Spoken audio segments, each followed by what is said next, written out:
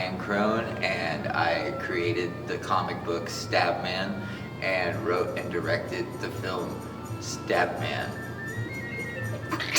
Hi, my name is Ryan Roberts, and I played STABMAN in the STABMAN movie. My name's Mara Ross, and I played Sister Mavis, the really, really bad nun. Hi there, my name's Ominous the Monster, and I'm a STABMAN, the infamous, one and only badass. I worked on a couple low-budget independent films here and there, all basically in Austin or Dallas. And then the 48-hour film project in San Antonio. It's hard because I didn't see the movie, so it's like, My favorite thing? Yeah. Getting to hang out with friends. Yeah. That's what I liked about it. I mean, otherwise I'm sitting at home crying in depression, so. So is STABMAN one of your greatest accomplishments? Not really, no. The acting is really horrible. I mean, just the character is totally underdeveloped. Fuck you. Well, you see, the thing about STABMAN is, he's a man, and he stabs other men and women and children and dogs. I think this movie's really just about finding yourself. I mean, everything went wrong. Like, here's this outline of what we want to do. This is how we're going to do this part. And then let's take all of that and throw it in the fucking trash. Like, pretty much all of that had been improv. No, everyone was really like super cool, super respectful, because we had to do it at the house and like behind the house, so like it was chaotic. my favorite scene. Just like, what did you enjoy doing? You gotta see I'm going in and out of character, huh? It's called acting, alright? Fucking learn about it, damn it. Now I'm back to me. Fuck you talking about? Favorite scene in this whole goddamn movie is the sex scene. Huh? Fuck, you know what I'm saying? Shit's America. Sex scene, damn it. It's probably the sex scene that's my favorite. The sex scene was really funny. I can't believe he put in that noise. Oh my god. My favorite character. STABMAN. So what was it like working with Ryan Roberts, who played STABMAN? That's the guy that got me the coffee. Ran me the iced coffees. Baby. No, he stand-up gentleman. Hey, but no, for real, he's funny as shit. That's my boy. He is funny as fuck. He's all these great ideas, and it's like a genius, like borderline like fucking crazy. But he's funny. He's funny as shit, man. And he has a lot of great ideas. Other than this movie, he actually is That's Ryan Crone, though. What about Ryan Roberts, the guy who played STABMAN?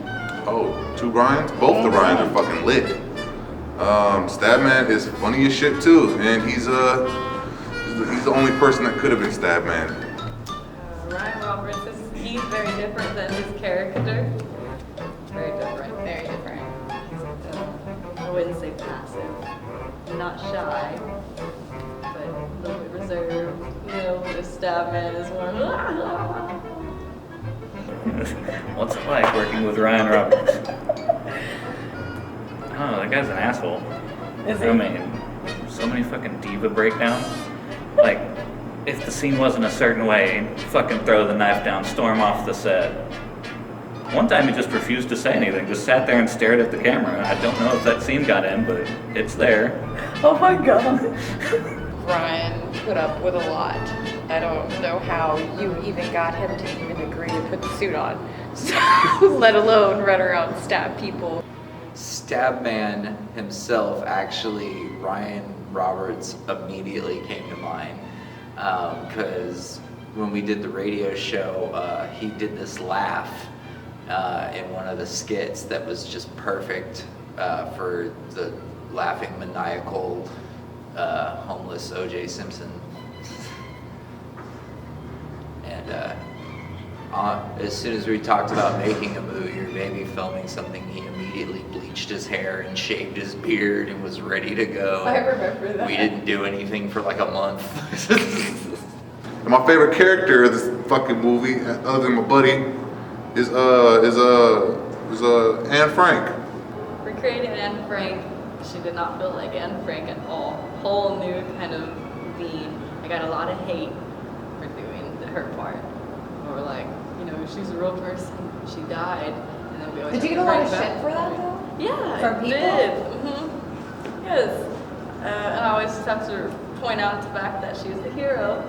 You know, she actually has a grand part in this film. Well, for what she did for the Jews was fucking phenomenal.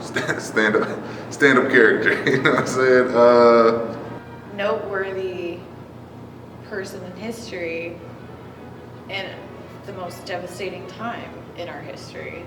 And I think we embody how strong she was back then in this movie. And it's empowering for women everywhere to see a strong female character, not just in a comic book, but she's real. So like if someone sees this movie and they're like, who the hell's Anne Frank? So they're gonna go look her up and then realize how inspiring she really was. And you know, that's a further way of, you know, keeping her history alive. I had originally heard a song about Anne Frank, a parody song, a very offensive parody song about Anne Frank. But after hearing it and loving the song so much, I actually started doing like research on her and like finding out more about like where she lived and how she lived and everything. Like, and it just got me more interested in her story. So like, I hope if nothing else, that's what it does for other people. What I admired about my character, just her faith in STABMAN, her belief that they could do so much good with so much murder. Who knew? Yeah. And then with Anne Frank, the same thing really. So much I think she murdered people. Yeah, no, didn't murder people. Definitely wanted the best for everybody, even the worst persons. Lillian was interesting because it's like every time that I try to do something or say something, she'd just kind of roll with it. But anytime that I couldn't think of anything to say, there was always something I could riff off of because she'd like say something off screen that I was just like, okay, well, let's put that in now. How was it working with Well, Lillian here? I didn't really see her a whole lot, Counterpart. but what I like the time I did spend with her, she's dope, very professional, and you know that she knows what she's doing. So that's all the compliments you are getting. Stabbed man. He's my favorite character. He really is. What was it like working with Ominous? It was fun. He's a good actor. He needs to do it more. There's just something about Ominous. Like, before we shot his scenes, it was like a week before that, he had a show. And I show up at his show, and I come up to him and I said, we've got the scene coming up where you're supposed to be kicking my ass. So I'm trying to find a reason to hate you. But you just bought me 3 shots and you keep pulling me along and we're having a good time. I can't hate you. He's such a nice guy. Oh my god. In all honesty, it's a travesty because Ominous is so charismatic and so handsome and so charming and so funny, and he has such a small shit role in this movie. And I was so worried. Which he steals the scenes of. Yeah, and Ominous absolutely steals every scene that he's in. Because he really does have that, like, just quality about him. I was mostly concerned in this movie, like, more than anything, I didn't want to make him look bad. So what's your acting experience? Nothing. Nothing. It's whatever you can find on Pornhub. Other than that, just STABMAN. This is my first little role. And how was your experience in this movie? Fun. It's good. Really opened up some doors for Hollywood.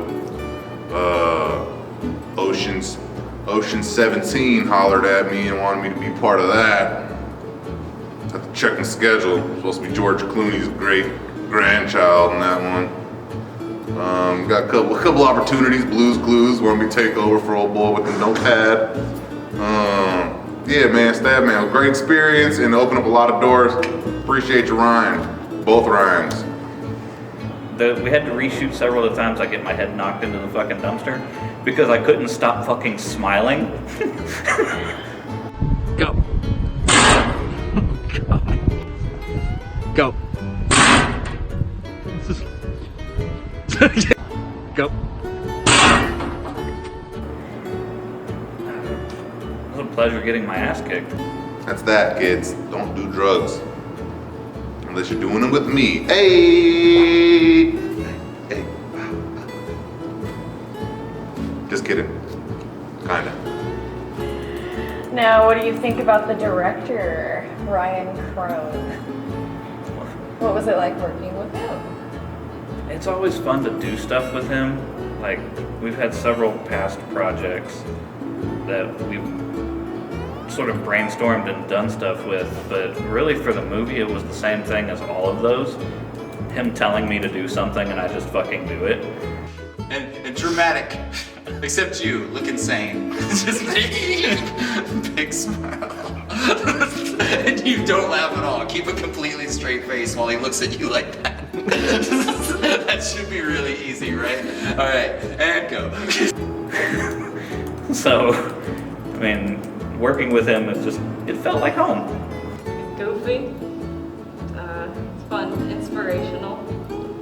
Kind of has a drive to him, even if it comes back up at some point. So that was fun.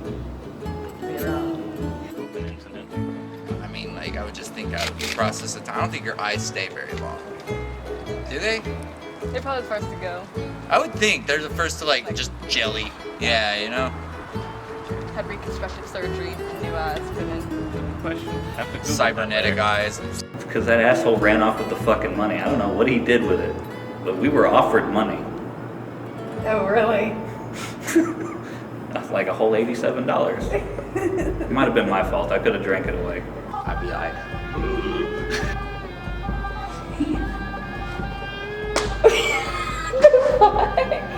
No. Definitely not while the cameras roll. Sitting on the concrete up there on top of a blanket with my hands. So that was Probably get your hands tied a lot. cool. Not as much as I would like. Oh. Ryan was a real trooper. Like, I mean, we squirted him with blood so many different times. If you watch the movie and notice, he never has blood on him in the exact same spot in any scene. He got freshly blooded each time. Just kept going. Keep fucking stabbing shit.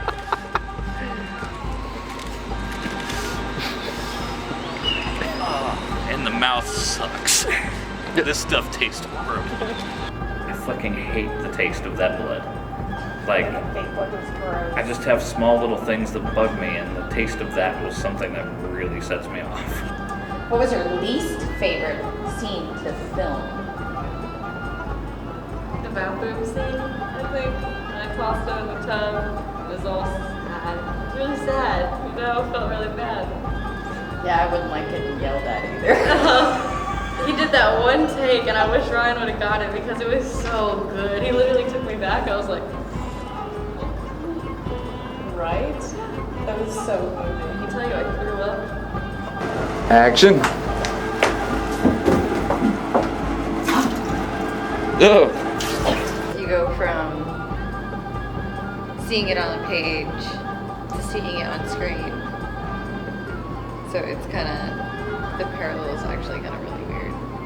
No, I have absolutely no business making films, and I know that now.